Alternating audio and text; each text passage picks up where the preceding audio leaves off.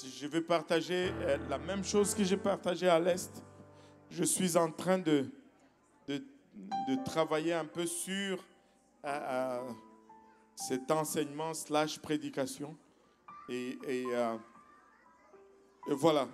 On va aller dans le livre d'Exode et je promets que je ne veux pas être long aujourd'hui. Qui croit que je ne veux pas être long? Alléluia. Le frère Piperwell a beaucoup de foi en moi. Le reste, je ne sais pas, mais alléluia. Je ne veux pas être long. Je vais essayer de ne pas être long. Amen. Alléluia. Donc, Exode chapitre 20. Exode chapitre 20, on va lire du verset 1 au verset 6. Pourquoi le verset 1 à 6? C'est tout simplement ce que j'ai pris dans mes notes. Mais on va voir, on va être conduit dans une étude. Je pensais que ça allait être une prédication, mais je pense que ça va être 2 ou 3 messages, ou peut-être 4, qui sait. Mais on va suivre juste la direction du Seigneur. Amen. Et Exode chapitre 20, verset 1 à 6. Exode chapitre 20, verset 1 à 6. Si vous l'avez trouvé, dites Amen.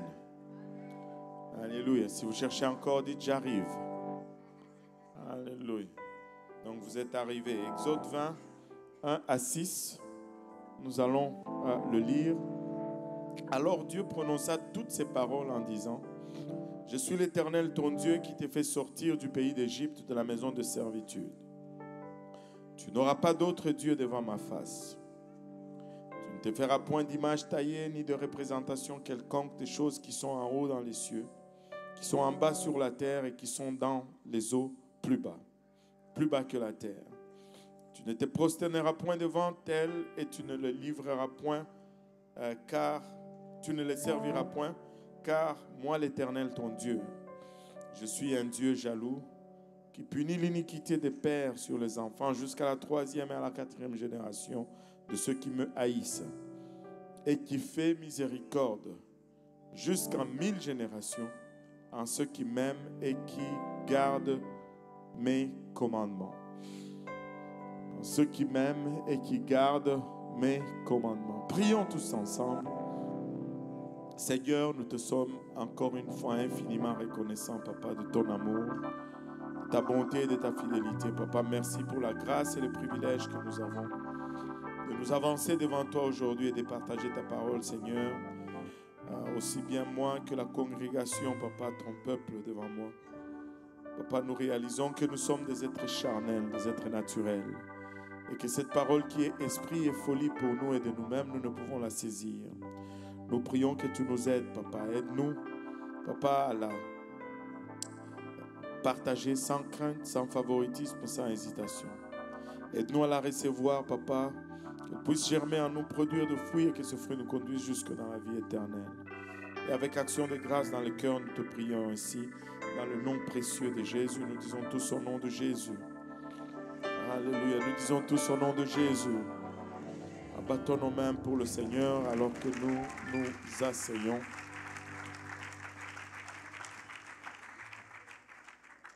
Et vous pouvez vous asseoir. Juste une dernière chose. J'ai été informé qu'il y a eu un match entre les anciens JPNL et les nouveaux JPNL. Et en tout cas, que c'était un massacre, que les jeunes n'ont pas du tout respecté les anciens. J'ai dit aux anciens, adonnons-nous à la prière, laissons ces choses. Ils n'ont pas voulu m'écouter. Mais bon. Mais on est content pour nos jeunes, amen. Et je prie tout simplement qu'ils vont avoir le même zèle dans l'évangélisation que les anciens avaient. Alléluia. Ils vont évangéliser 5-0 également. Oh bon, non. Je ne voulais pas dire le score, mais je parle de l'évangélisation là.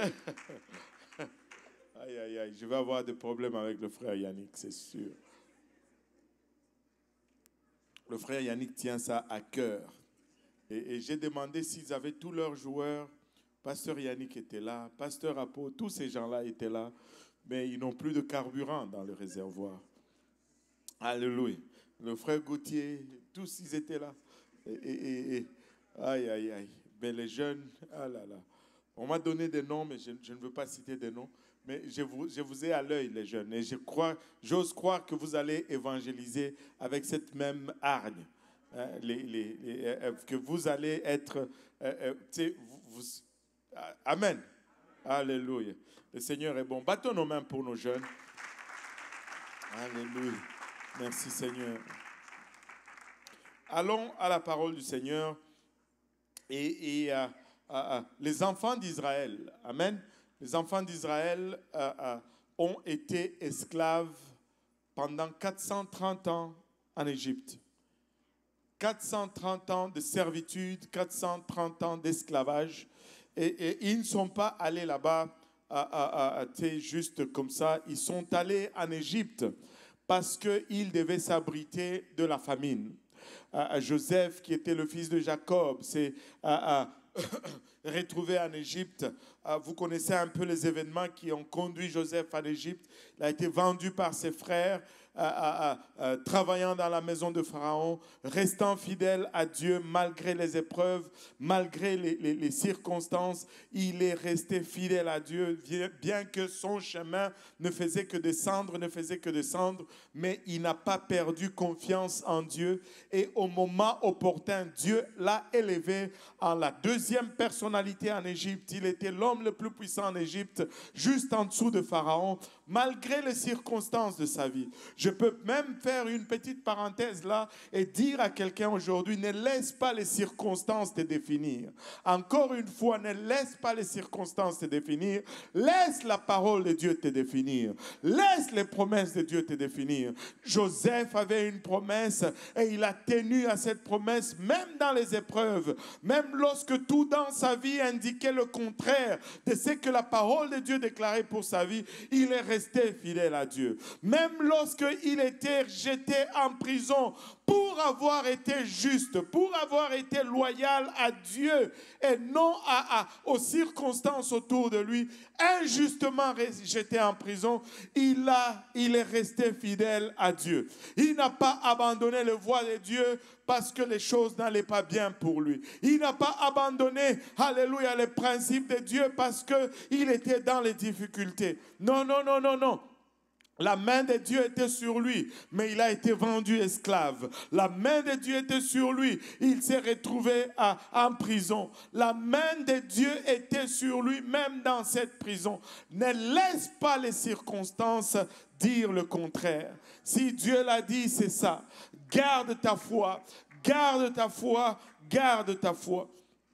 Et lorsqu'il a aidé l'Égypte à battre les 7 ans de famine, et bien sûr, ses frères sont venus pour acheter du grain en Égypte. Ils se sont retrouvés devant Joseph et Joseph les ayant reconnus. Et finalement, il fait venir toute sa famille. Ils étaient environ au nombre de 70 lorsqu'ils sont entrés en Égypte.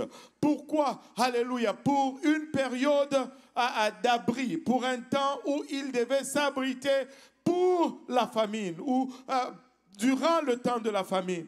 Mais Israël est resté là où il y avait de l'oignon, là où il y avait des poireaux, là où il y avait de l'ail. Et Israël a pris goût à l'ail, aux poireaux et aux oignons plus qu'à la promesse de Dieu. L'Égypte n'était pas la terre promise. La terre promise, c'était Canaan. Mais ils sont restés en Égypte plus longtemps qu'ils ne devaient. 430 ans. C'est bien différent de 7 ans. Je pense qu'entre 7 et 430, il y a une méchante différence. Ils sont restés 430 ans en Égypte à cause des poireaux, à cause de l'ail, à cause des oignons. Ils sont restés plus longtemps que Dieu ne l'avait prévu. Alléluia. Ils ont forfaité leurs promesses. Ils ont forfaité, alléluia, la terre où coule le lait et le miel pour le poireau et l'ail. Je ne sais pas pour vous, si on me demandait de choisir entre l'ail et le miel, je choisirais le miel. Je ne sais pas, juste comme ça. Peut-être que vous allez choisir l'ail. Si on vous demandait de choisir entre le poireau et le lait, ben, je prendrai le lait. Allô? Je ne prendrai pas les oignons parce que je ne veux pas manger les oignons tout seul. Mais là, le miel, je peux manger ça tout seul. Amen. Et le lait, je peux boire ça tout seul. Allô? As-tu déjà essayé de manger juste les oignons? Mais pouvez-vous juste faire la comparaison entre les oignons, le poireau et l'ail et la terre promise et voir la stupidité du choix? Mais ce n'est pas différent pour nous. Des fois, nous forfaitons les promesses de Dieu pour des peanuts, comme on dit chez nous au Québec, pour rien. Nous allons abandonner les promesses de Dieu pour pas grand-chose. Mais juste dans l'illusion du moment, nous faisons un choix stupide. Laissez-moi vous dire, Dieu a une promesse pour nous. Ne forfaitons pas la promesse de Dieu pour ce qui est temporaire. Alléluia, pour ce qui est éphémère. Ayons le regard sur la promesse de Dieu. Et ils sont restés 430 ans. Et ils en ont même oublié leur identité. Ils ont oublié qu'ils étaient 430 ans d'esclavage. 430 ans à travailler sans salaire. 430 ans sans considération de ta dignité. 430 ans à recevoir de coups de fouet parce que tu n'as pas produit assez de briques. Ils faisaient des briques pour Pharaon. Ils construisaient des briques pour Pharaon. Et laissez-moi vous dire ceci, peuple de Dieu. Nous devons faire attention où nous investissons. Allô? Allô? Oh Seigneur Jésus. Nous devons faire attention où nous investissons. Dieu nous bénit. Nous voulons investir dans son royaume. Je vais investir de mon temps dans le royaume de Dieu. Je vais investir de mon argent dans le royaume de Dieu. Je vais investir de mes talents dans le royaume de Dieu. Savez-vous quoi? C'est le seul royaume qui demeure jusqu'à l'éternité. Tous les autres royaumes finissent. Tous les autres royaumes faillissent. Tous les autres royaumes ont un fin. Le seul royaume qui va, alléluia, au-delà, c'est le royaume de Dieu. C'est le royaume de Dieu. Alléluia. Et là, ils sont 430 ans en Égypte. Et Dieu devait lever un homme, un libérateur, Moïse le libérateur. Et Dieu élève Moïse maintenant pour le faire sortir de l'Égypte. Tu sais, quand j'étais petit,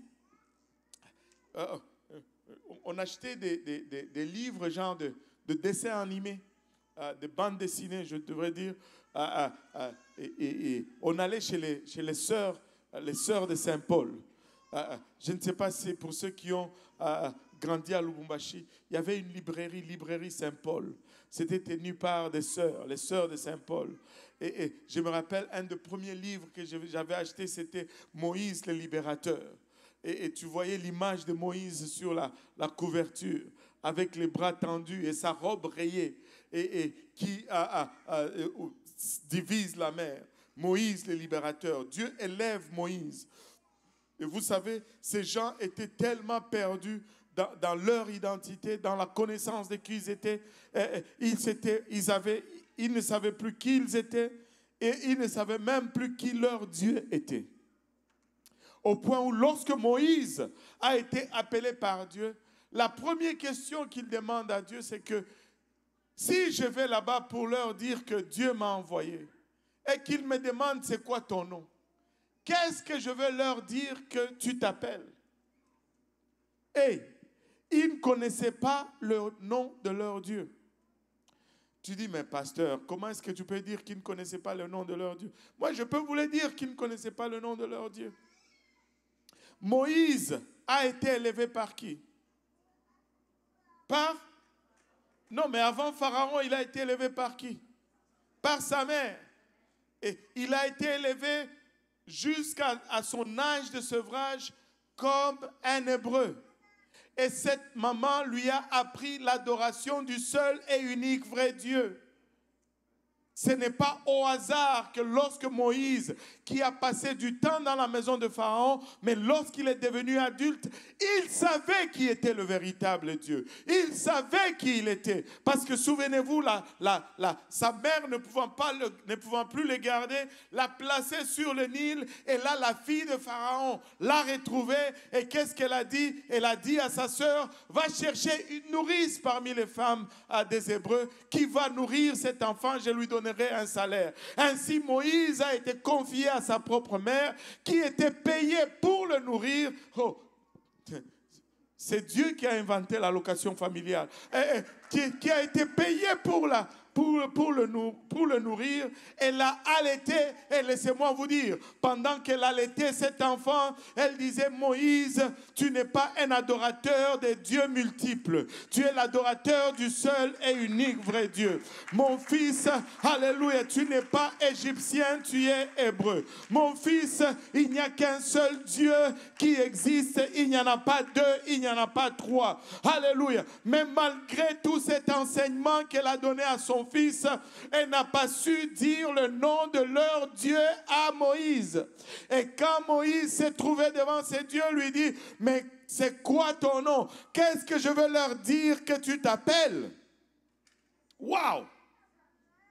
Waouh! Laissez-moi vous dire, je vais faire une pause un peu pour parler à ceux qui sont les enfants. Ne négligez pas, alléluia, votre responsabilité d'inculquer les voies de Dieu dans vos enfants. C'est important quand la Bible nous dit dans le livre de Proverbes qu'elle élève l'enfant selon la voie qu'il doit suivre. Et quand il sera grand, il ne s'en détournera pas. Laisse-moi te dire, si tu inculques ces choses dans les enfants, lorsqu'ils sont petits, ils vont grandir et ils vont exceller dans ces choses.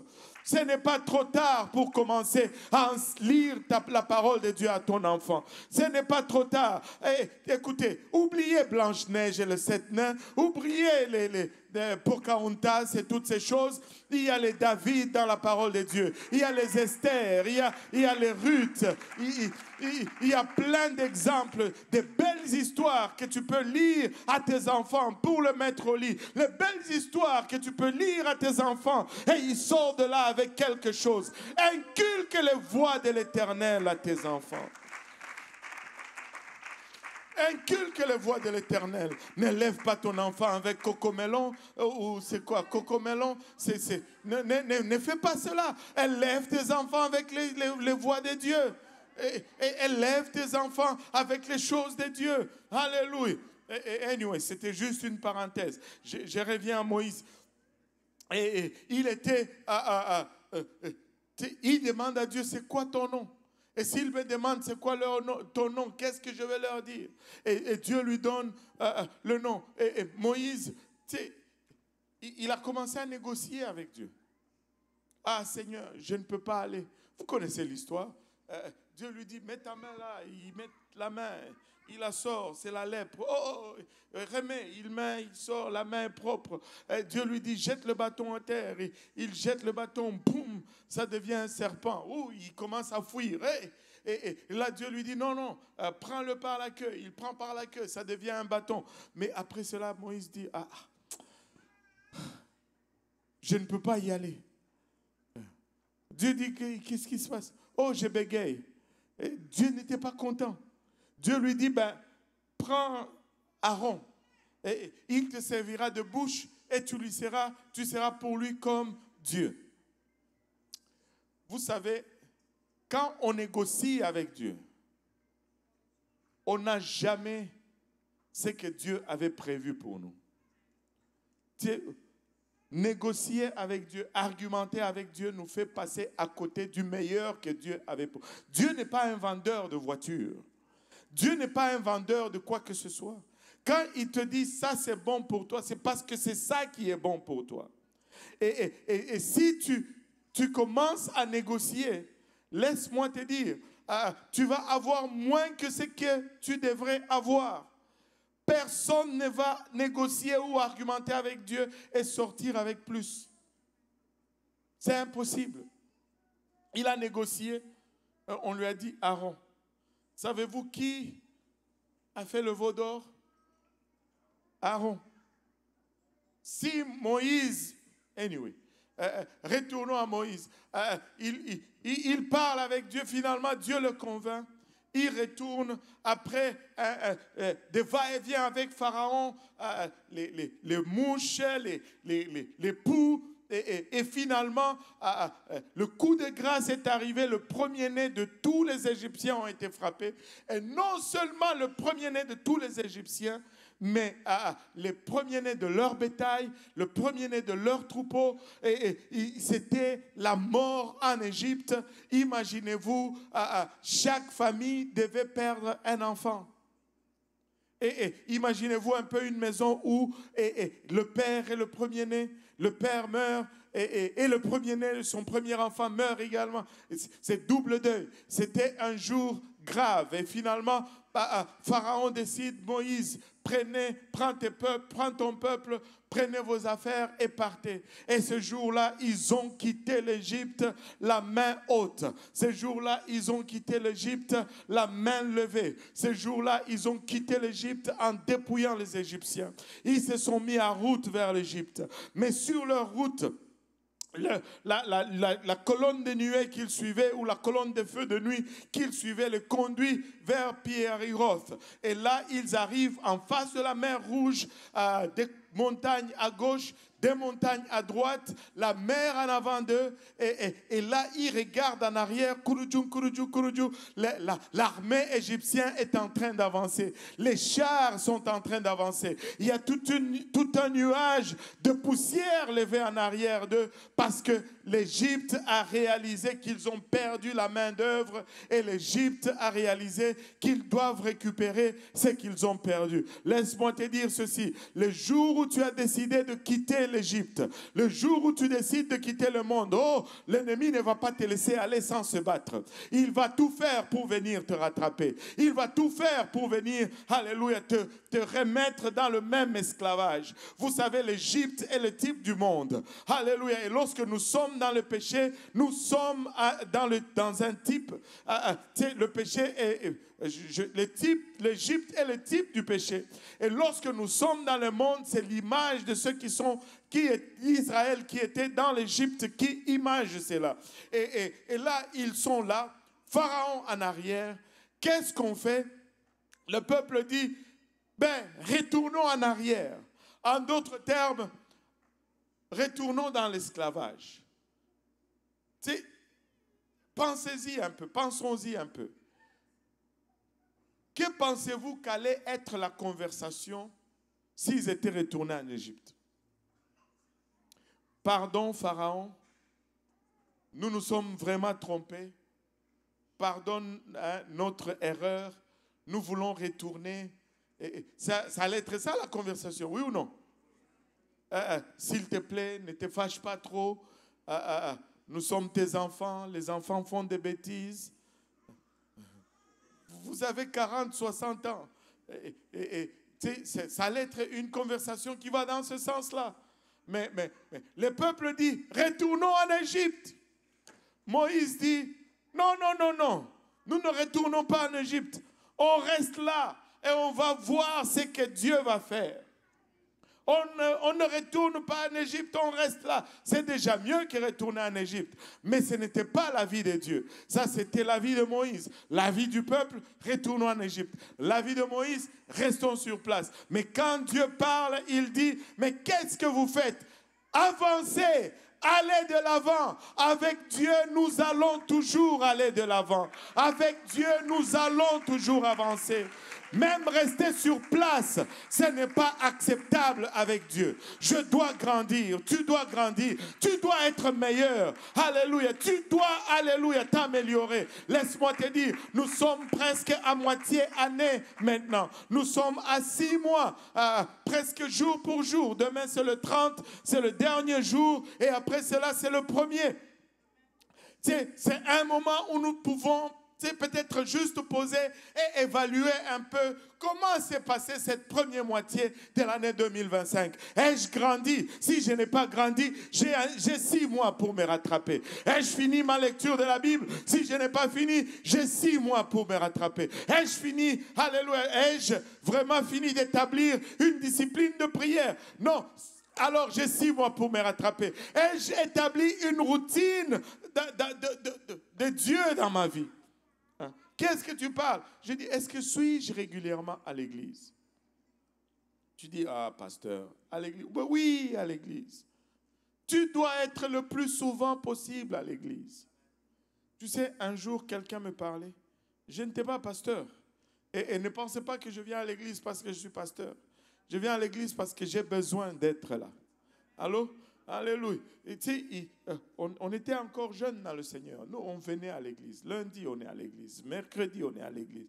Vendredi, on était là. Samedi, on était là. Dimanche, n'en parle même pas. On campait ici, là. On a nos tentes. Et là, il me dit, mais tu ne trouves pas que tu exagères un peu? Vous savez, la seule bonne réponse que j'ai trouvée à lui dire, c'était celle-ci. Je ne sais pas pour toi, mais moi au moins je sais que lorsque je suis ici, je ne suis pas en train de faire une bêtise ailleurs.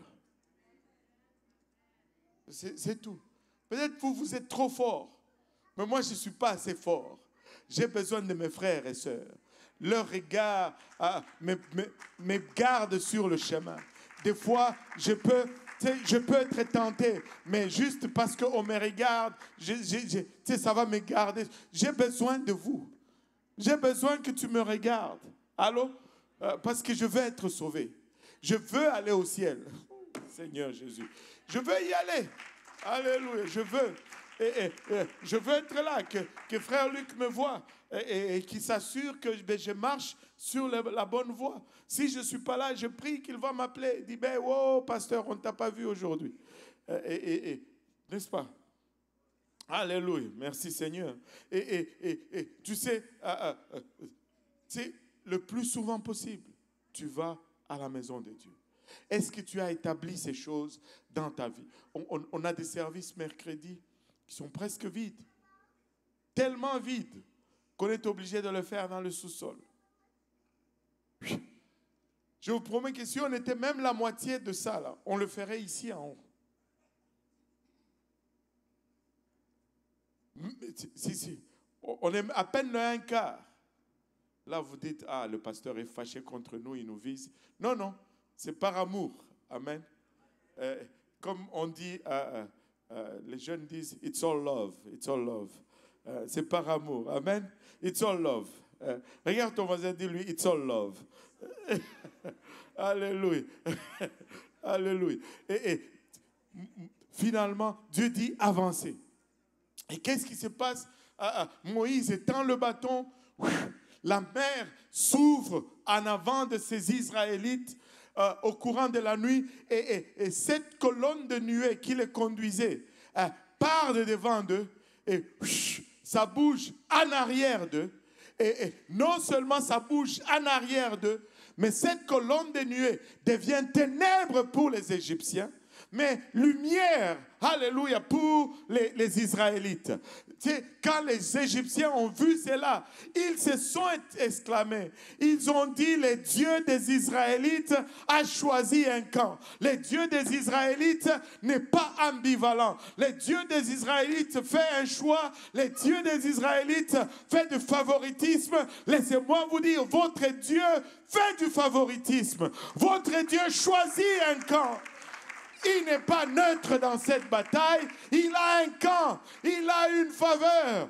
Dieu a choisi un camp. Et la Bible nous dit, si Dieu est pour nous, qui sera contre nous? Je ne sais pas ce que tu traverses, mais Dieu est pour toi. Je ne sais pas à quoi tu fais face, mais Dieu est pour toi. Il y a peut-être la mer en avant de toi et les collines de chaque côté.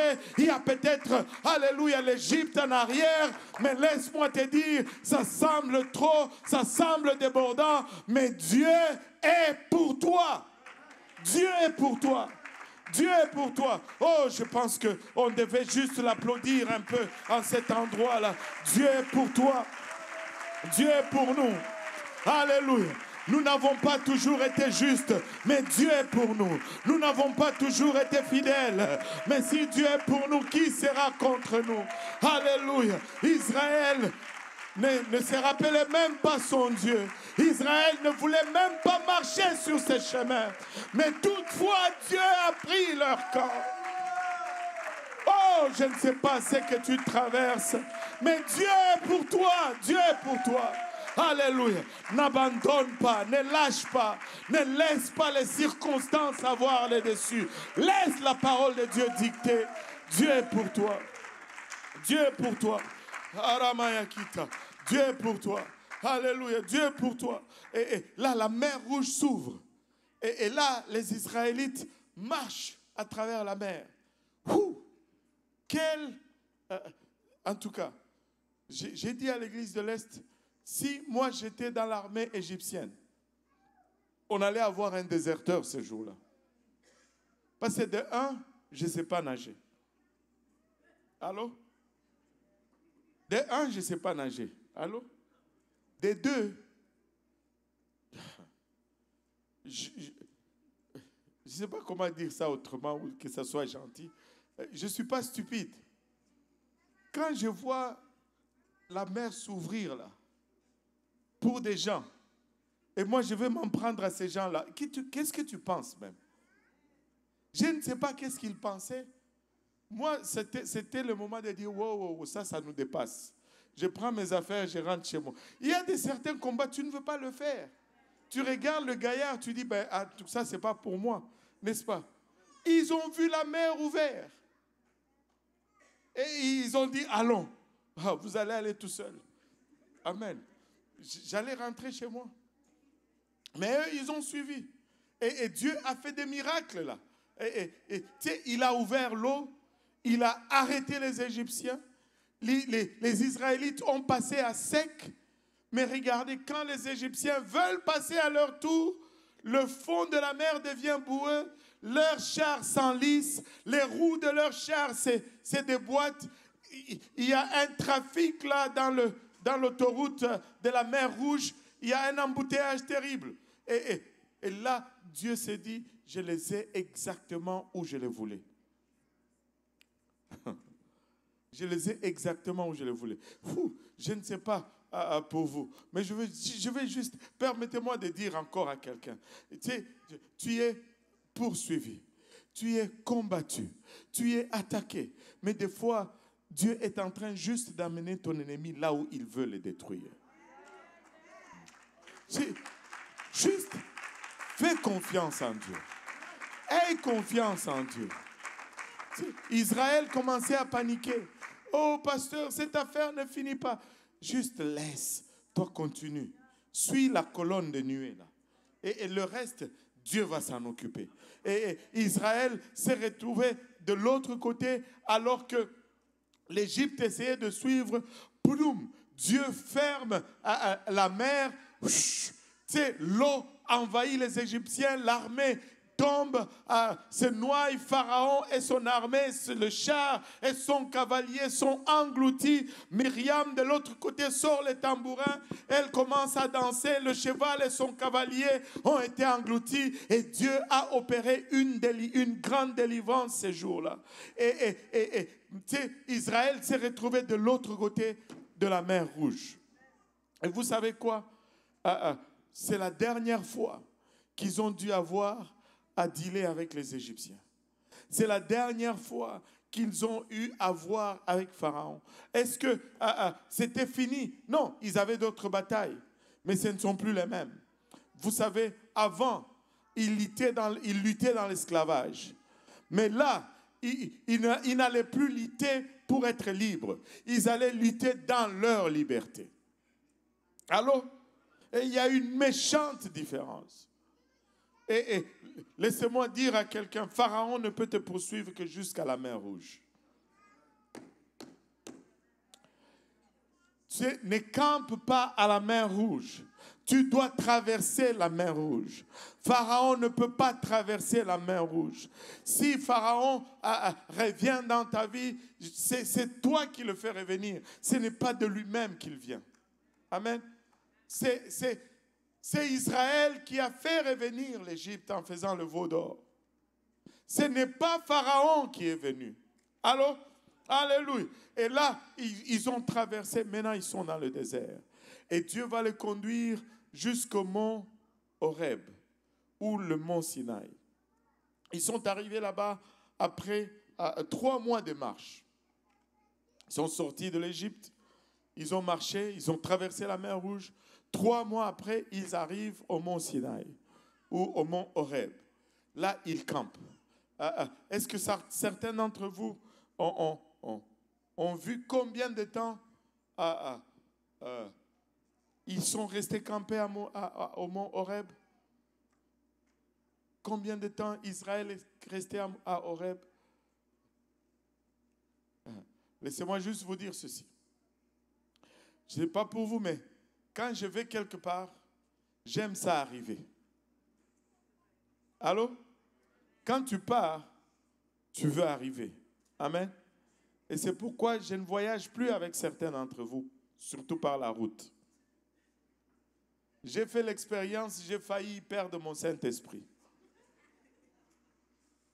Non, mais moi je veux arriver. Quand je pars, je vais arriver. Mais vous partez, il y a 3-4 voitures. Il y en a qui rigolent parce qu'ils étaient là dedans. Vous êtes 4-5 voitures. Là, le téléphone sonne. Oh, pasteur, est-ce qu'on peut sortir à la sortie prochaine? Mais qu'est-ce qu'il y a? Parce que tel veut aller aux toilettes. OK. Bon. Là, on ne parle pas des enfants de 4 ans. Hein. On parle des saints, des dieux, là. Des évangélistes, Anyway. On sort, on va. Mais là, quand on sort, ce n'est pas la personne qui avait envie d'aller aux toilettes. C'est toutes les voitures qui se vident. Cet arrêt qui devait être 2 minutes devient 15-20 minutes. Et non seulement ça devient 15-20 minutes, ça génère d'autres arrêts parce que tout le monde sort.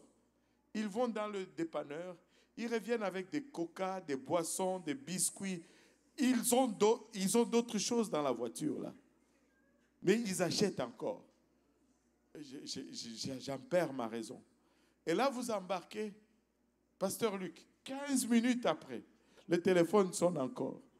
Il dit, est-ce qu'on peut prendre notre sortie? Mais qu'est-ce qu'il y a? Oh, maintenant c'est tel autre qui veut aller aux toilettes. La personne que tu as vue avec le 2 litres de coca, là. Tu dis, Seigneur Jésus.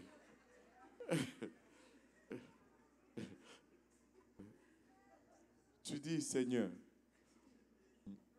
comme tu veux être un bon pasteur, bon, tu sors seulement. Mais après, quand vous retournez, tu dis, plus jamais. Vous prenez votre route, je prends ma route. On va se retrouver à la conférence. Amen.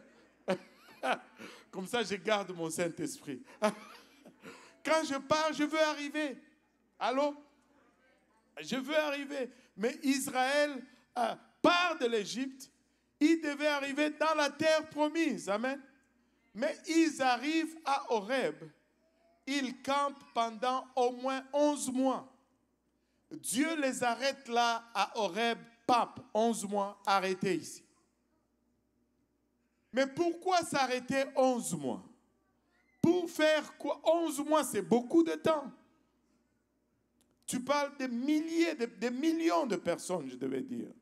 11 mois, ils sont campés à Horeb. Mais non, la raison de cette étude, c'est qu'on va voir les choses qui sont arrivées à Horeb. Parce que c'est comme si Dieu est en train de leur dire, avant de vous faire rentrer dans la terre promise, j'ai des choses à régler avec vous. J'ai des choses à vous dire. Et vous avez des choses à apprendre. Ce n'était pas une pause juste pour aller acheter des chips, mais Dieu est en train de dire, on va faire des choses. Parce que là, dans la terre promise où vous allez, il y a des idolâtres. Là, dans la terre promise où vous allez, il y a des gens qui croient à toutes sortes de choses. Mais je veux que vous appreniez d'abord qui je suis.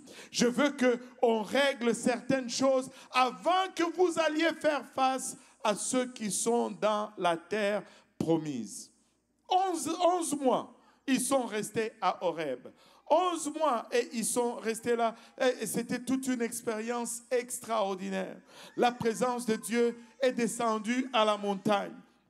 Vous savez, vous pouvez lire là-dessus dans la Bible, vous pouvez lire là-dessus dans l'histoire d'Israël. C'était spectaculaire. La terre tremblait, les éclairs déchiré les cieux, les tonnerres tonnaient, le sommet de la colline a été embrasé par la présence de Dieu qui est descendu, alléluia, sur cette montagne. Jusqu'aujourd'hui, si tu vas au mont Sinaï ou au mont Horeb, tu vas voir que le sommet de la montagne est encore calciné par le feu de Dieu qui est descendu ces jours-là. Le mont Horeb est périmétré, il est encerclé. Il y a une clôture au mont Horeb ou au mont Sinaï aujourd'hui. Pourquoi? Parce qu'ils veulent empêcher l'accès. Il y a trop d'évidences qui prouvent la véracité de la Bible à ce mont Horeb. Ils sont restés là 11 mois. Il y a des marques dans les roches. Il y a des artefacts qui sont restés là, en ces lieux-là.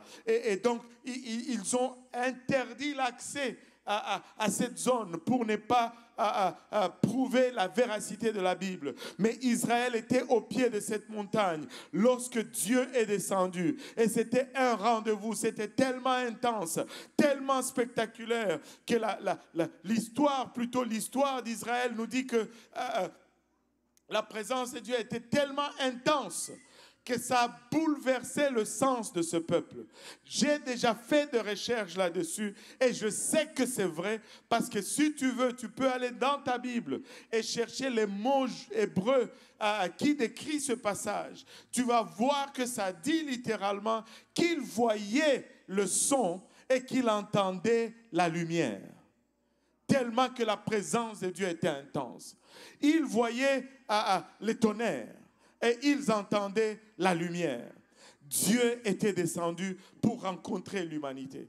Notre Créateur est descendu, alléluia, pour établir des choses avec eux. Et quand il leur a dit, venez, on va se parler, ils ont dit, non, non, non, non, non. Nous, on ne peut pas aller. Moïse, toi, vas-y. Et toi, tu vas parler à Dieu. Et quand tu vas revenir, tu vas nous dire ce qu'il a dit. Mais nous, on ne veut pas aller parler directement à Dieu. C'était encore là une erreur. Dieu voulait faire d'Israël un sacerdoce à tout Israël. Dieu ne voulait pas seulement la famille de Lévite. Dieu voulait tout Israël comme sacerdoce. Ils ont refusé et Dieu a établi Aaron et les Lévites à la place. Et nous pouvons énumérer le nombre de problèmes que cela a causé, mais Dieu voulait rencontrer Israël à la montagne.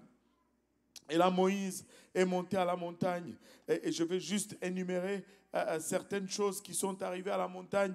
Et ce sont ces choses-là qu'on va regarder par la suite. La première des choses qui est arrivée à la montagne, c'est que Israël, premièrement, ils ont reçu les 10 commandements. Amen. Ils ont reçu les 10 commandements. Allô? Alléluia. Et ils ont reçu les 10 commandements. Et Dieu donne toujours le plus important en premier. Il a d'abord donné les 10 commandements. Amen. Après cela, Dieu a établi une alliance avec eux. L'ancienne alliance est née au mont Sinaï. Et le judaïsme, littéralement, est né au mont Sinaï. Vous rappelez-vous ce que Moïse disait à Pharaon? Laisse aller mon peuple afin qu'ils aillent à célébrer une fête à mon honneur dans le désert. Cette fête-là a été célébrée au mont Sinaï. Cette fête-là, c'est la fête de la Pentecôte. C'est la toute première Pentecôte qui a été célébrée. Et la première Pentecôte a marqué la naissance du judaïsme. Et ce n'est pas une coïncidence qu'à la naissance du judaïsme, c'était le jour de la Pentecôte, qu'à la naissance du christianisme, lors de la seconde alliance ou de la deuxième alliance, c'était également le jour de la Pentecôte. Amen. Alléluia. Et le jour, ce jour-là, Dieu a scellé une alliance avec eux. C'était l'ancienne alliance. Et on va regarder cela un peu plus tard. Au mont Horeb, au mont Sinaï, c'est là où également s'est produit l'histoire avec le veau d'or, où ils ont ils ont fait un veau d'or pour l'adorer. Et Moïse a intercédé pour eux. Moïse s'est tenu dans la brèche pour eux. Quatrième chose, qui est passé qui est arrivé au mont Horeb. Quatrième chose qui est arrivée à cette montagne, c'est que le plan ou les instructions pour la construction du tabernacle ont été données. Ils ont reçu les instructions pour construire le tabernacle. Et cinquième chose qui est arrivée au mont Horeb, la loi lévitique ou les instructions pour les sacerdoces ont été données également, comment les sacrificateurs devaient opérer, quelle était leur responsabilité et quel était leur mode d'opération.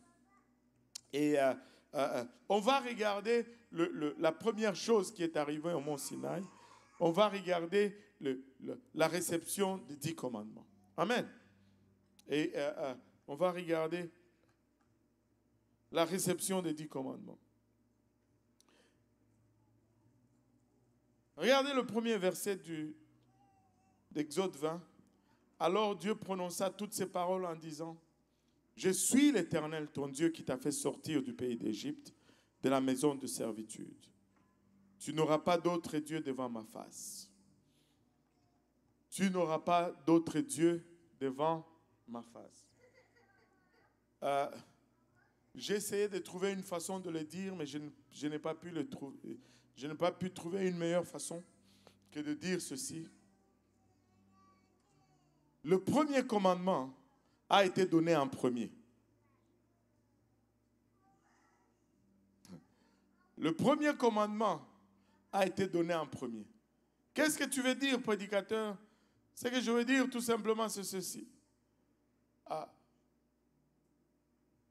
Si par inadvertance, ce commandement a été donné en 7e position, reste que c'est le plus important de tous les commandements. Si tu n'as pas réglé en d'autres termes le premier commandement, ça ne sert à rien de chercher à obéir à tous les autres. Le premier commandement, c'est le plus important. Dieu leur dit, « Assoyez-vous ici, mes enfants. On va avoir une conversation. Et la première des choses que je veux que vous sachiez, je veux que vous sachiez qui je suis. Et je veux que vous sachiez la place que je dois occuper dans votre vie. » Ils devaient savoir qui était leur Dieu. Laisse-moi te dire, nous avons besoin de savoir qui est notre Dieu. Si nous ne savons pas qui est notre Dieu, nous sommes en route pour le pays de la confusion. Nous sommes en route, en proie pour l'idolâtrie. Je dois savoir, tu dois savoir qui est Dieu. Dieu n'est pas un mystère, Dieu est une révélation. Il n'y a aucun père qui est un mystère. Imaginez-vous, vous avez un père qui ne veut pas que vous le connaissiez. Ça ne fait même pas de sens humainement parlant. Dieu veut que tu le connaisses. Il veut que tu saches qui il est. Il veut que tu connaisses sa nature. Parce que ça commence par là. Si on ne le connaît pas, on est dans les troubles. Et je peux vous montrer plusieurs points où tu sais, Jean-Baptiste, à 2 reprises. Avant de parler de ces 2 reprises, il était en prison. Et sa vie n'était pas du tout comme il l'avait planifié. Hérode voulait le décapiter. Et à un moment de difficulté, sa foi a commencé à chanceler. Il a envoyé ses serviteurs voir le Seigneur Jésus. Et il leur a dit de lui dire ceci, allez lui demander, es-tu celui ou devions-nous attendre un autre? Attendez. Jean-Baptiste, c'est celui-là qui a introduit Jésus. Jean-Baptiste, c'est celui-là qui a dit, voici l'agneau de Dieu qui ôte le péché du monde. Il a dit à ses disciples, suivez-les. Il faut qu'ils croient ce que moi je diminue. C'est Jean-Baptiste qui a dit tout cela. Mais dans le moment de détresse, es-tu celui-là ou devons-nous attendre un autre? Alléluia. Il y avait un problème maintenant dans Jean-Baptiste. Mais Jean-Baptiste, d'où vient le problème? Le problème vient du fait que à deux reprises, Jean-Baptiste déclare ceci: je ne le connaissais pas. Mais c'est lui qui m'a envoyé, m'a dit que si tu voyais tel signe, c'est bien lui. Jean-Baptiste déclare à deux reprises que je ne le connaissais pas. Jean-Baptiste, parce que tu ne le connaissais pas, lorsque l'épreuve arrive, tu es troublé. Mais il y a un autre qui s'est levé après Jean-Baptiste. Il a étudié Jean-Baptiste, je ne sais ou je ne sais pas. Mais il s'est dit, je dois le connaître. Je dois le connaître. Et lorsque l'épreuve est arrivée, il a déclaré, je connais en qui j'ai mis ma confiance. Il n'a pas chancelé et celui-là, c'était Paul. Tu dois le connaître. Tu dois le connaître. Si tu ne le connais pas, alléluia, lorsque l'épreuve va arriver, tu vas chanceler. Je suivais un débat, juste par inadvertance comme ça, je suivais un débat entre deux personnes. Vous savez, il y a de ces choses, des fois, si tu écoutes, ça te rend triste de deux côtés. Parce que d'un côté, il y avait un trinitaire. Et je ne suis pas en train de me moquer ou ni littéralement, ça rend triste. Parce que d'un côté, il y avait un trinitaire qui, sa doctrine était le Père, le Fils et le Saint-Esprit sont trois personnes distinctes. Mais les trois forment un seul Dieu. Et il était en train d'essayer de convaincre de l'autre côté, la personne qui était là, c'était la personne, elle croit que Dieu, c'est Dieu, mais que Jésus n'est pas ce Dieu-là. Probablement, il n'a pas lu certaines parties de sa Bible. Hein? Parce que ma Bible l'appelle Emmanuel, ce qui signifie Dieu avec nous. Hein? Ma Bible l'appelle l'incarnation du Dieu vivant. Ma Bible me dit que toute la plénitude de la divinité se trouve en Jésus-Christ. Et les deux étaient en train de balancer des arguments à gauche, à droite, mais ça fait mal au cœur. Parce que autant tu veux dire à l'autre que c'est Jésus que tu es en train de renier. C'est lui le véritable. Et tu ne peux pas y arriver sans lui. Autant tu veux dire à l'autre que, regarde, c'est Jésus que tu es en train de réduire à une personne. N'est pas juste une personne. Il est la plénitude de ce Dieu que tu es en train de prêcher. Mais les deux étaient dans le champ. Mais laissez-moi vous dire ceci. Nous pouvons nous réjouir parce que nous avons le privilège de le connaître. Il est la parole manifesté dans la chair. Il est l'alpha et l'oméga. C'est lui qui était vivant, qui est mort et qui est ressuscité et qui vit, alléluia, pour l'éternité. Il est le lion conquérant de la tribu de Juda. Il est le créateur de toutes choses et en lui nous avons l'être et le mouvement. Jésus est le Dieu, alléluia, manifesté dans la chair. Vous savez, juste un verset. Juste un verset, Jean 14, verset 18. Juste un verset nous le montre le 3 dans le même verset. Jean 14, 18. Alléluia. Il dit, je ne vous laisserai pas orphelins, je viendrai à vous. Qui a dit cela? Allez, come on, pentecôtiste, vous faites plus de bruit que ça. Qui a dit cela? Jésus. Alléluia. Donc, Jésus, le Fils, c'est lui qui a dit cela, n'est-ce pas? Oui ou non? Soyez convaincants là. On veut les connaître, n'est-ce pas? C'est lui, oui ou non? Alléluia. Maintenant, depuis quand est-ce que le Fils laisse son père ou peu importe orphelin? Pour qu'il nous laisse orphelins, il faut qu'il soit le Père. S'il n'est pas père, s'il meurt, on n'est pas orphelin. S'il s'en va, on n'est pas orphelin. Donc, en disant « je ne vous laisserai pas orphelin », il est en train de nous dire qu'il est le... En tout cas, moi, je le célébrerai juste un tout petit peu pour cette révélation là-dessus. Donc, ce Fils qui nous parle, il nous dit qu'il est notre Père parce qu'il ne va pas nous laisser orphelins. Alléluia. Mais ce Fils qui nous parle, il ne va pas nous laisser orphelins. Il nous dit, je reviendrai à vous. Qui est-ce qu'on a reçu? Le Saint-Esprit. Alors, qui est revenu? Le Saint-Esprit. Un seul verset. Tu as la réponse et pour les uns et pour les autres. Il est le Père, il est le Fils, il est le Saint-Esprit. Ce sont des titres.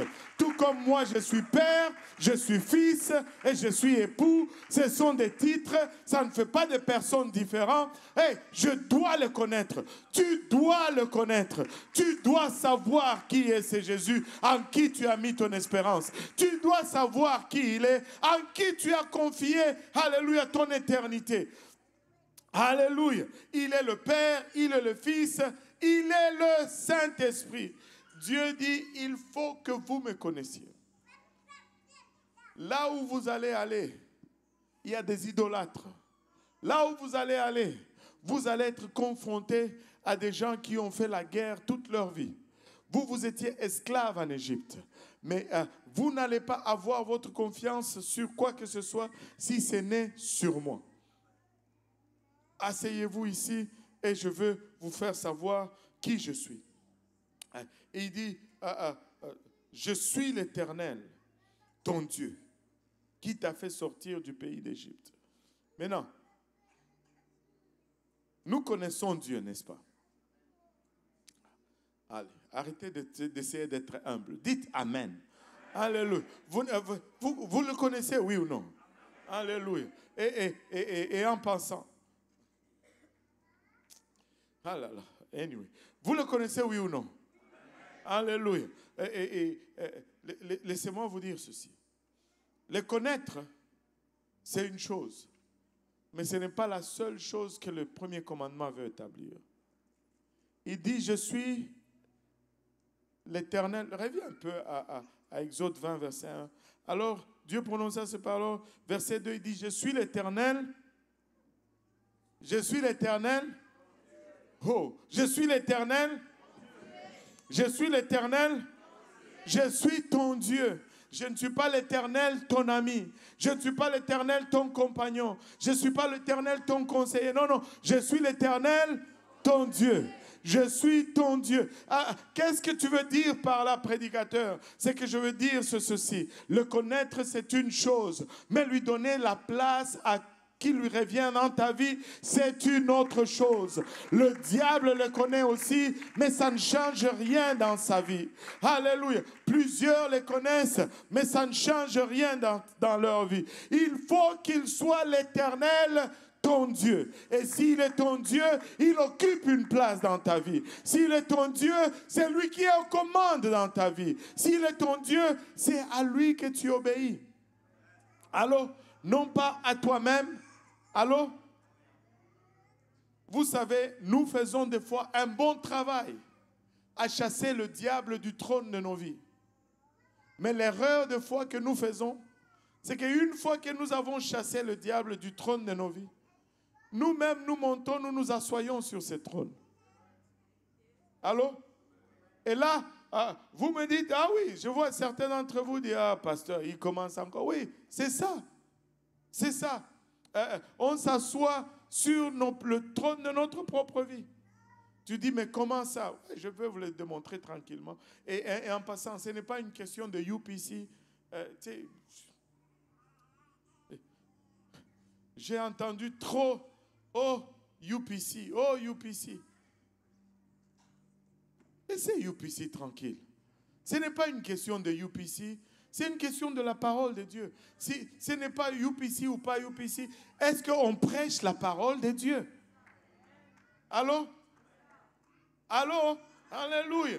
Oh, je ne veux pas aller à UPC, je veux aller à UPC. UPC a dit ça. UPC n'a rien dit. C'est la parole de Dieu. Alléluia. On veut la parole de Dieu. Alléluia. Alléluia. Oui, on est UPC, on aime UPC, mais ce n'est pas ça qui fait la différence. C'est la parole de Dieu. Alléluia. C'est la parole de Dieu. Vous pouvez appeler ça comme vous voulez, mais c'est la parole de Dieu. Laisse-moi te dire ceci. On s'assoit sur le trône de nos vies. Dieu te dit, ça, je n'aime pas ça. Tu dois arrêter de faire ça. Oh, et vous savez, la réponse qu'on entend souvent, mais pasteur, Et si je n'ai pas la conviction,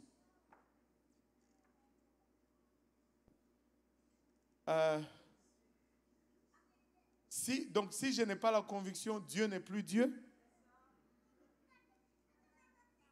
Regarde, je vais vous donner un exemple. Soyez avec moi. Donnez-moi un peu un bénéfice du doute. Vous savez, quand je suis à la maison, je suis le papa. Si je dis, Jonathan, où est-ce qu'il est? Ah, ils sont en bas. Ah, il est là. Si je dis, Jonathan, va laver la vaisselle, qu'il ait la conviction ou pas,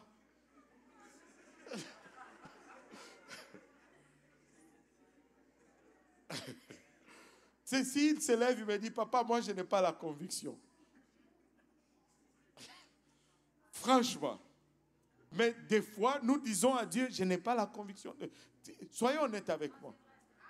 Si lui, un père humain, faible, il n'a pas besoin de conviction, il a juste besoin de faire. Combien d'avantages, s'il vous plaît, frères et sœurs, s'il vous plaît, pour l'amour de Dieu, arrêtez cela. Tu n'as pas de conviction. Est-ce que tu le vois dans la parole de Dieu? Oui. Est-ce que Dieu le demande? Oui, au point final. Si tu veux avoir la conviction, peut-être ça. Je veux juste faire ce que Dieu demande de faire. Je veux juste faire ce que Dieu demande de faire.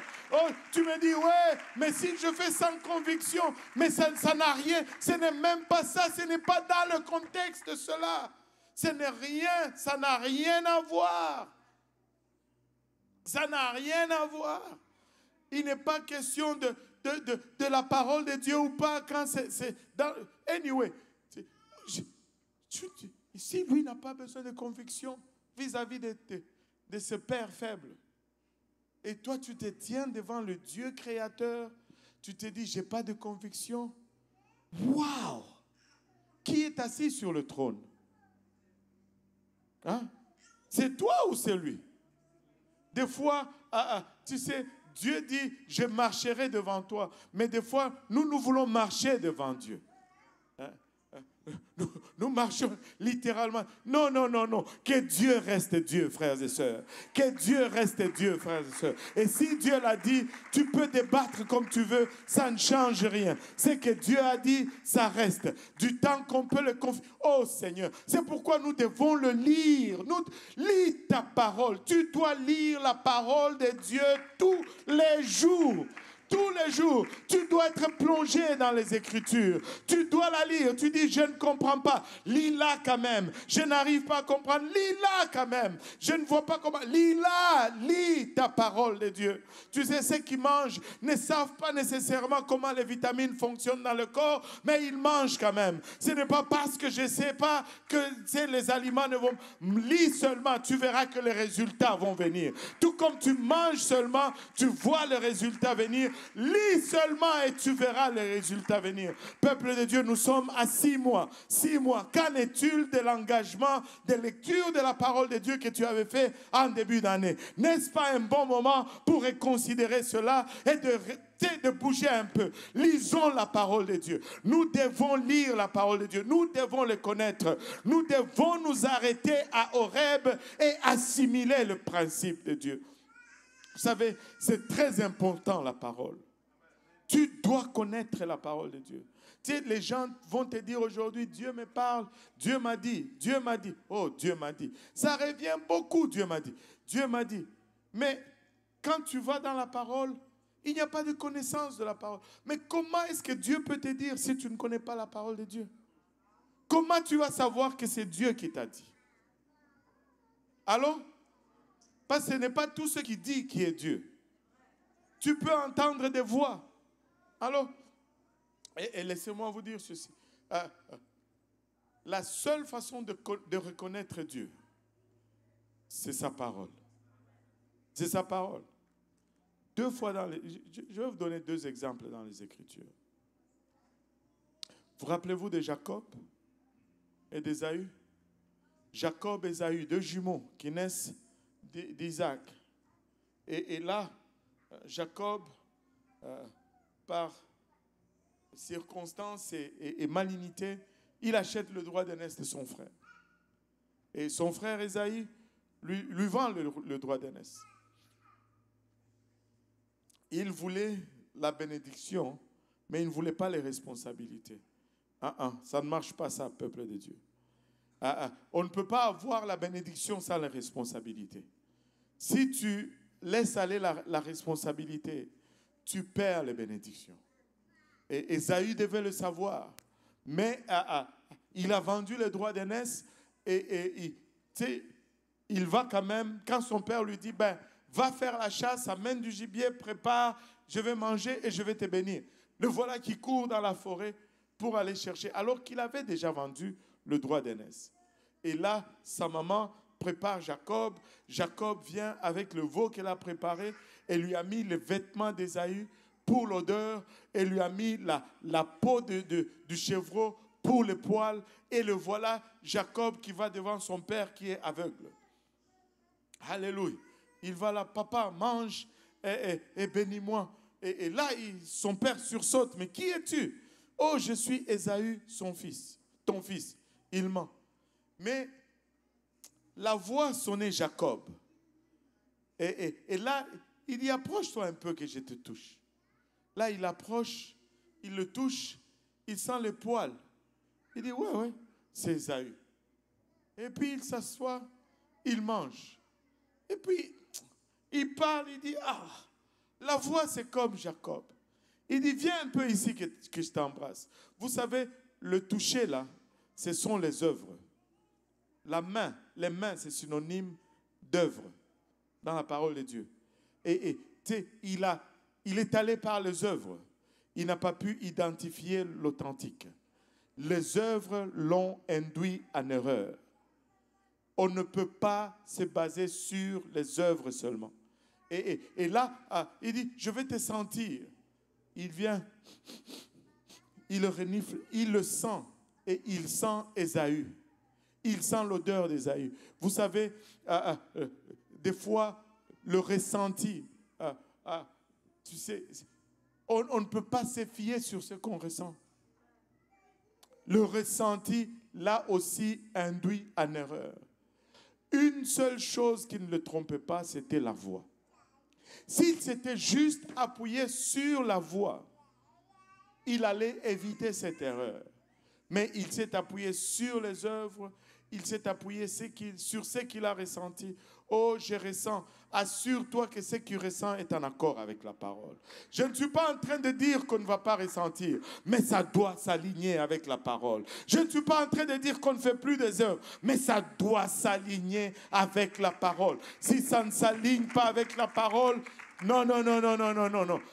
Ce n'est pas l'authentique. Ce n'est pas l'authentique. Vous savez, Jésus est crucifié. Il meurt. Poum. Il est enterré. 3 jours après, il ressuscite. Et là, les disciples, je devais dire les femmes, et les disciples vont à la tombe. Ils arrivent à la tombe. Tôt le matin, la tombe est vide. Et là, les disciples entrent, ils voient et ils partent. Mais Marie est restée à la tombe. Et alors qu'elle est restée, elle voit à côté un homme qu'elle prend pour le jardinier.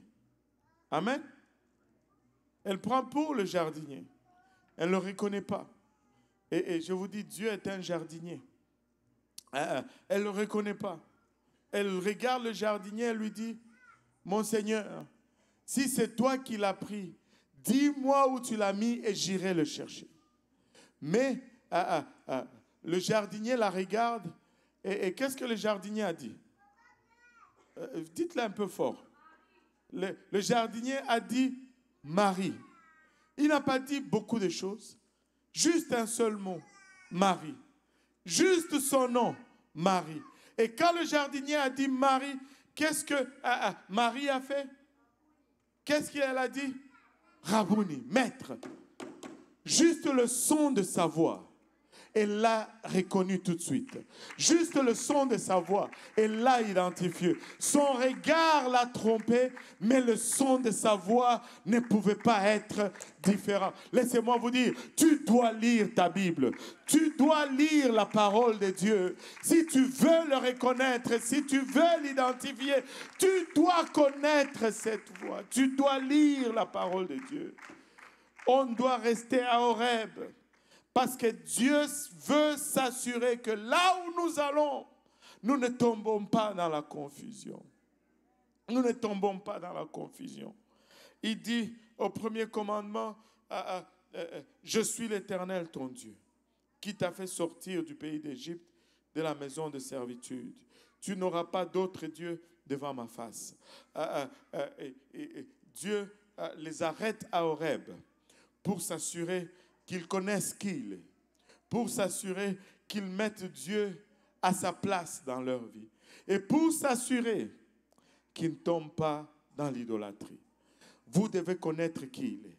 Je dois connaître qui il est. Et ça commence toujours par connaître qui il est.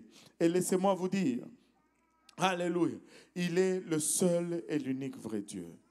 Il est notre seul espoir. Si nous sommes là, vous et moi, c'est grâce à lui. Il n'y a aucun autre Dieu à ses côtés. Il est le Dieu de Genèse, le Dieu d'Exode, le Dieu de Nombre et de Deutéronome. Il est l'alpha, il est l'oméga. Il est le guérisseur de nos maladies. Il est le délivreur de nos, alléluia, de nos prisons. Il est celui qui donne la paix à notre pensée. Il est notre Seigneur et notre Dieu. Et c'est lui qui appelle aujourd'hui. C'est lui qui est allé à la croix. Et ce n'est pas un moindre qui est allé à la croix. C'est dans sa plénitude qu'il est allé à la croix pour toi et pour moi. Tu as été racheté à un prix complet, à un prix total. Alléluia. À Horeb, le peuple devait d'abord, en tout premier, établir qui il est. Sans savoir qui il est, nous ne pouvons pas entrer dans la terre promise. Sans savoir qui il est, nous n'allons pas y arriver dans la terre promise. Alléluia. Est-ce qu'il y en a qui le connaissent ici? Alléluia.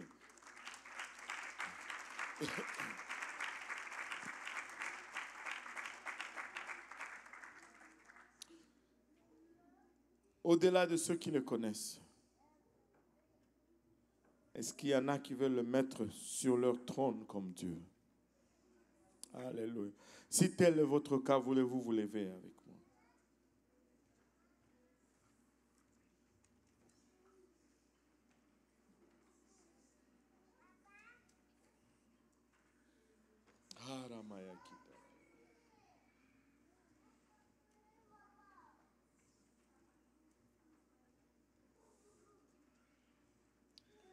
Vous savez,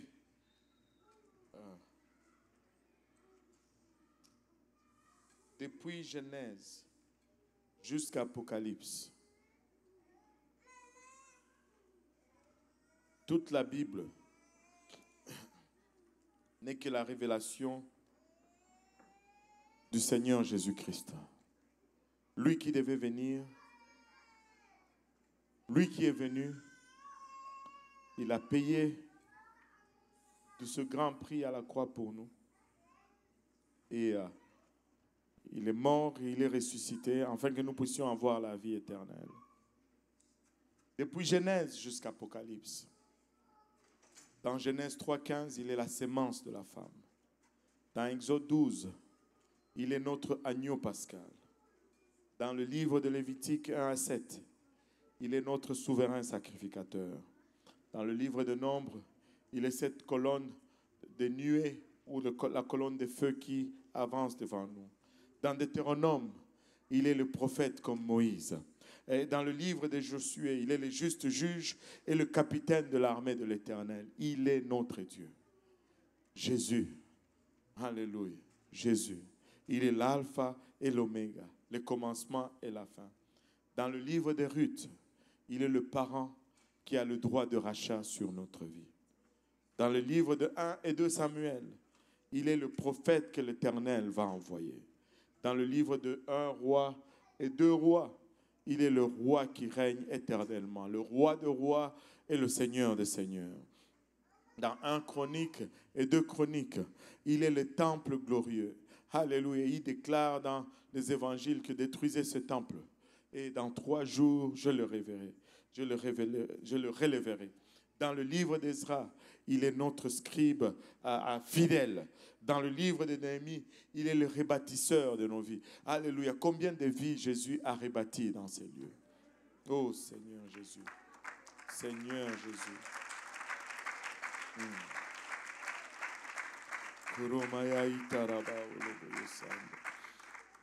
Alléluia. Dans le livre d'Esther, il est notre oncle Mardoché qui a été envoyé à point pour nous conduire. Dans le livre de Job, il est l'aurore du matin. Dans le livre de Psaumes, il est l'Éternel, notre berger, et je ne manquerai de rien. Alléluia.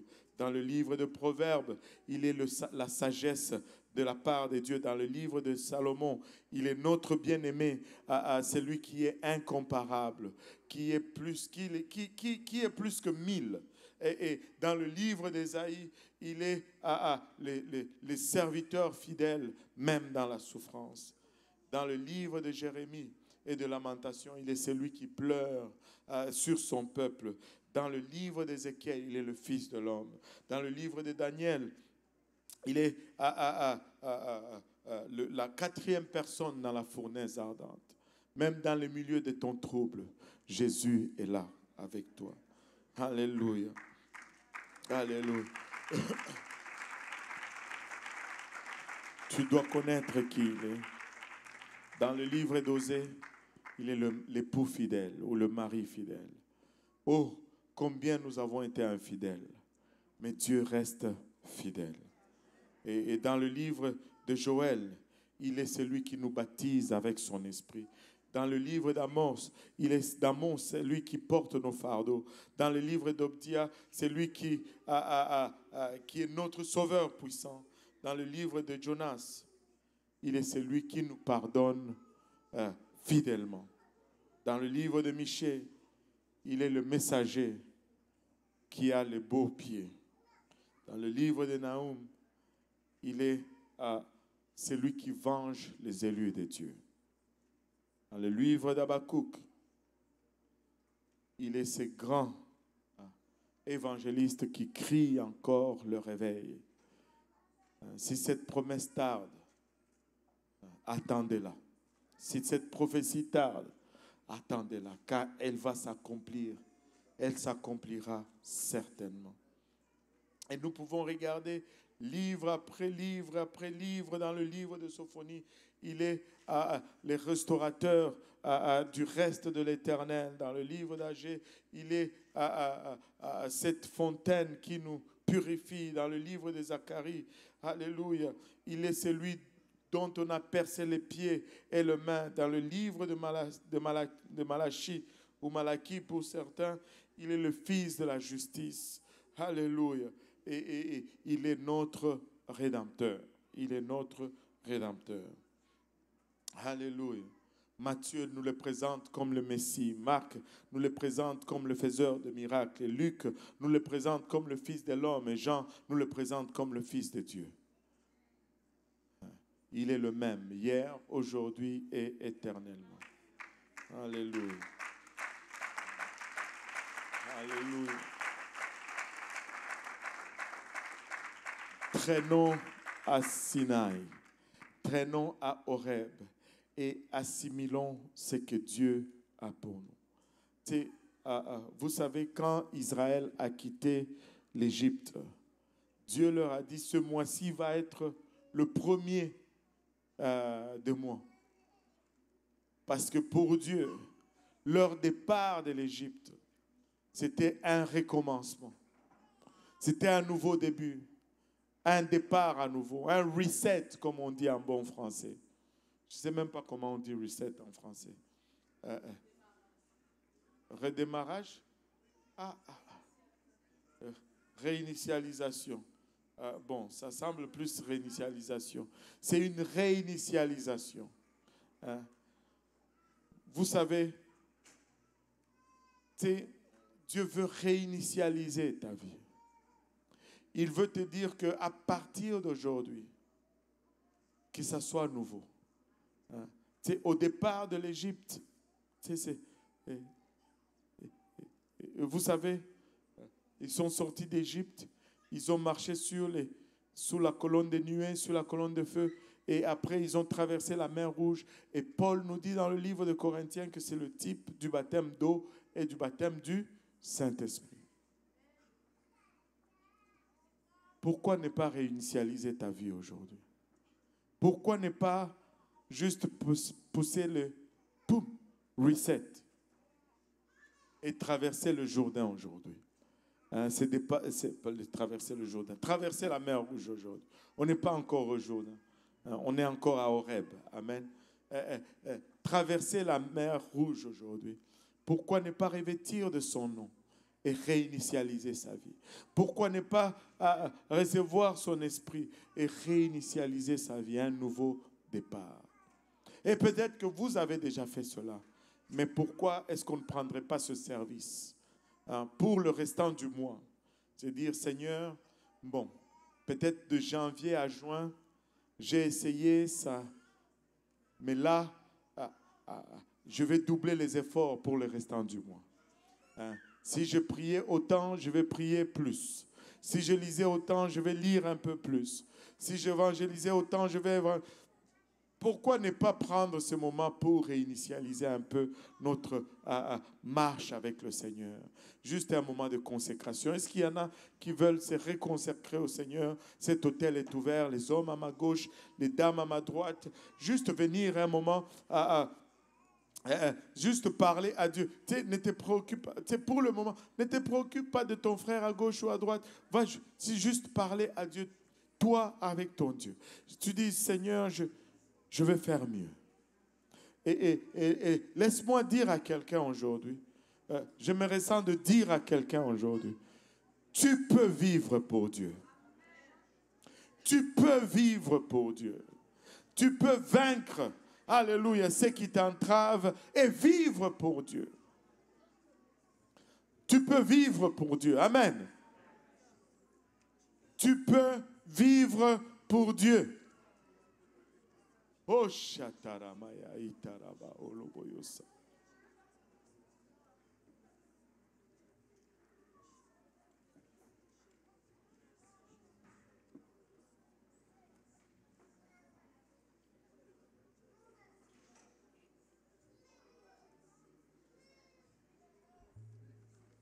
Tu peux vivre pour Dieu. Tu peux le connaître aujourd'hui. Dieu veut développer cette proximité avec toi. Il veut t'amener à cette place où peu importe ce qui se trouve dans la terre promise. Alléluia. Alléluia. Que tu arrives à cette place où tu as l'assurance en lui. Où tu peux dire, je connais en qui j'ai mis mon espérance. Je connais en qui j'ai mis ma confiance. Alléluia. Urokatamanaya itaraba oloboyosa. Kiromoyo itaraba oloboyosa. Alléluia. Seigneur, s'il y a des secteurs où je dois améliorer dans cette autre moitié de 2025, aide-moi à les voir, Seigneur. Papa, mais donne-moi de les améliorer. Je veux être meilleur. Alléluia. Alléluia. Alléluia. Urokatamanaya itaraba oloboyosa. Urokatamanaya itaraba oloboyosa. Oui, Seigneur.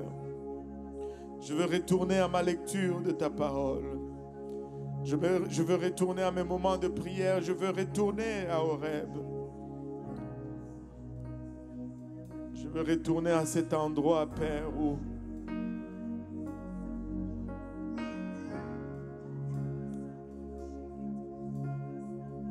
Alléluia, Jésus. Alléluia, Seigneur.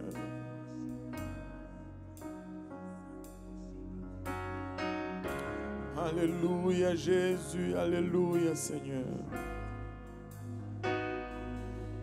Tu peux vivre pour Dieu. Tu peux vaincre toutes les flèches de l'ennemi. Tu peux vivre pour Dieu. Alléluia.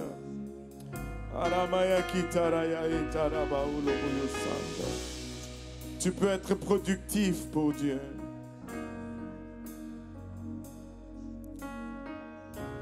Tu peux être productif pour Dieu.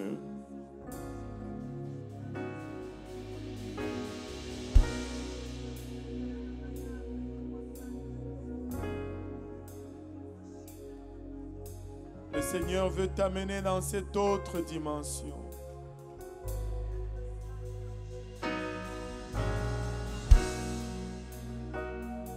Où il est réel, où il est palpable. Ne recule pas comme Israël à Horeb. Dieu veut qu'en s'approchant de lui, tu développes sa crainte. Afin que tu ne te détournes pas de ses voies. Et si tu n'es pas encore baptisé au nom de Jésus, nous avons l'eau, nous avons des vêtements de rechange. Nous avons des serviettes, ça ne prend que ton obéissance.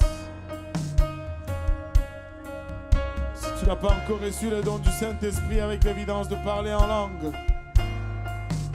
tu peux le recevoir aujourd'hui.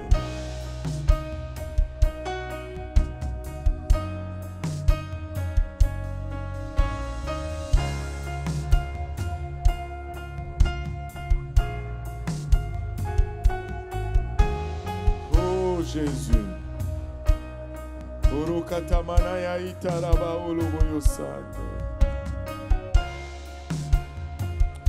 Alléluia.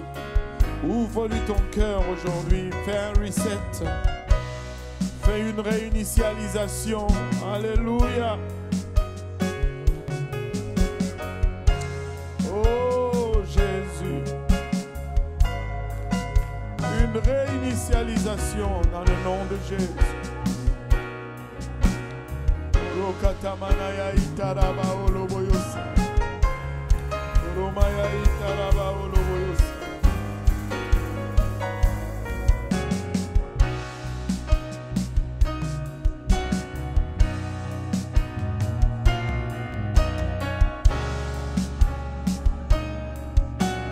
Oh Jésus.